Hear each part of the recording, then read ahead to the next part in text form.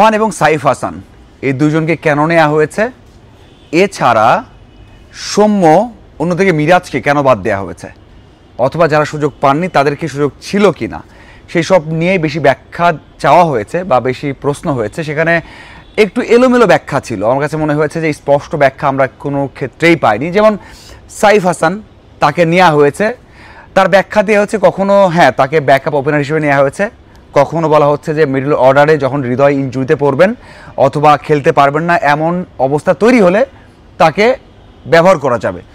আবার বলা হয়েছে যে সাইফকে বোলার হিসেবেও খেলানো যাবে। তার মানে এখানে আপনি স্পেসিফিক কোনো প্ল্যানে তাকে নেননি। আমি এর আগেও বলেছি, আপনারা বিষয়গুলো ভালোভাবে নেননি, যে সাইফকে যে নেওয়া হয়েছে এখানে স্পেসিফিক কোনো প্ল্যান নেই। চিন্তাই করা হয়েছে যে ব্যাকআপ, তাকে যে খেলানো হবে না সেই পরিকল্পনা বা সেই চিন্তা থেকে নেওয়া হয়েছে। যদি কেউ কোনো সময় ইনজুর্ড হন, যে কেউ মানে যে কোনো বোলার ব্যাটার বা কেউ ইনজুরি হলে তাকে নেওয়া হতে পারে, এরকম একটা পরিকল্পনা দিয়ে তাকে নেওয়া হয়েছে। অন্যদিকে সোহানকে কেন নেওয়া হয়েছে, সোহানকে নিয়ে তো অনেক আলোচনা হয়েছে।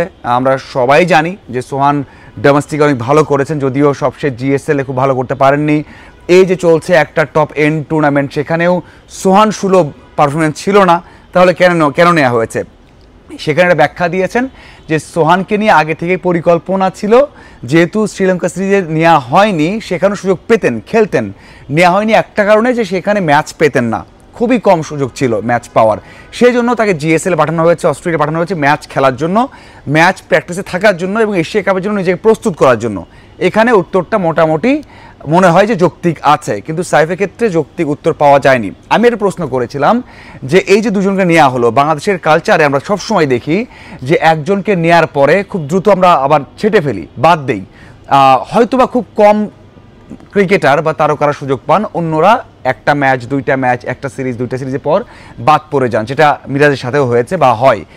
তাহলে এই দুইজনকে আপনি নিয়েছেন বিশ্বকাপের একেবারে আগ মুহূর্তে, আপনি নেদারল্যান্ড সিরিজ খেলাবেন, আপনি এশিয়া কাপ খেলাবেন বা দলের সাথে রাখবেন, হঠাৎ করে বাদ দিলে আবারও বিশ্বকাপের পরিকল্পনাতে ছেদ পড়বে। তাহলে কি নিচ্ছেন, কিভাবে নিচ্ছেন, তাদেরকে কি বিশ্বকাপের জন্য নিচ্ছেন?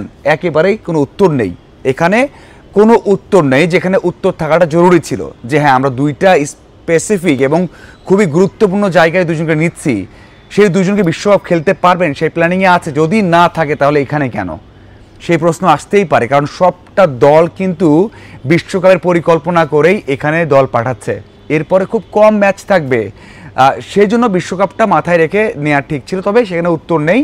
তারা বলেছেন বা প্রধান নির্বাচক বলেছেন যে আমরা ম্যাচ বাই ম্যাচ বা সিরিজ বাই সিরিজ দেখছি এবং যে 25 জন আছে তাদের যে কোনো কেউ বিশ্বকাপ খেলতে পারেন, বিশ্বকাপে আসতে পারেন, বড় যে কোনো আসরে আসতে পারেন। সেখানে বেশ কিছু নাম বলেছেন, নতুন নাম, যেমন জিসানের কথা বলেছেন, স্পিনার রাকিবুলের কথা বলেছেন, ইয়াসির রাব্বির কথা বলেছেন এবং সেখানে বলেছেন আফিফের কথা, তারাও কিন্তু অ্যাড হতে পারেন। তার মানে বিশ্বকাপ নিয়ে এখনও কোনো পরিকল্পনা শুরু হয়নি। এখন আসলে বাদ পড়ারা, আমরা সবাই জানি যে মিরাজ বাদ পড়বেন, মিরাজকে রাখা হবে না, মিরাজ টি-20তে চলেন না এবং সেই জন্য ব্যাখ্যাও দিয়েছেন যে তার কাছ থেকে ওডিআই এবং টেস্টের পারফরমেন্সটা খুব ভালোভাবে নির্বাচকের বা বাংলাদেশ দল চাই। ঠিক আছে, ভালো উত্তর। আমি জিজ্ঞাসা করেছিলাম মিরাজ এবং সৌম্যের কথা, তাহলে সৌম্য কেন বাদ পড়লেন? সৌম্যকে নিয়ে ব্যাখ্যা দিয়েছেন যে ওই যে 15 সালে অভিষেক হয়েছে, এখন পর্যন্ত ধারাবাহিক হতে পারেননি, ভালো ইন্টেন্ট আছে, ভালো ম্যাচ কিছু খেলেছেন, ধারাবাহিকতা নেই, সেখানে অনেক ওপেনাররা সুযোগ করে নিয়েছেন, সেখানে সৌম্য পারেননি। এখানে সৌম্যের ব্যর্থতার কথা বলেছেন, যদিও এটাও বলেছেন যে সৌম্য যদি ভালো করেন, তার যে জায়গাগুলো উন্নতি করা দরকার যদি করতে পারেন তাহলেই কিন্তু আবারও ন্যাশনাল টিমের পরিকল্পনায় আসবেন। কিন্তু সেটা অনেক অনেক অনেক কষ্টের বিষয়, অনেক লং টাইমের বিষয়, যেটা আমার মনে হয় আর কখনোই সৌম্যকে সেই মানে ওই রকম অবস্থায় দেখা যাবে কিনা সন্দেহ থেকেই যায়। এই হচ্ছে মোটামুটি ব্যাখ্যা। একটা জায়গায় আমার কাছে মনে হয়েছে যেটা সবসময় আলোচনা আসে, সহ অধিনায়ক নেই কেন, সেটা পুরোপুরি বোর্ডের উপর ঠেলে দিয়েছেন যে বোর্ড চাইলে সেটা রাখা সম্ভব। আর অবশ্যই আশার কথা বলেছেন যে বাংলাদেশ দল ভালো করতে পারে, বাংলাদেশ দল চ্যাম্পিয়নও হতে পারে, যদিও এই টুর্নামেন্টটা অনেক বেশি কঠিন।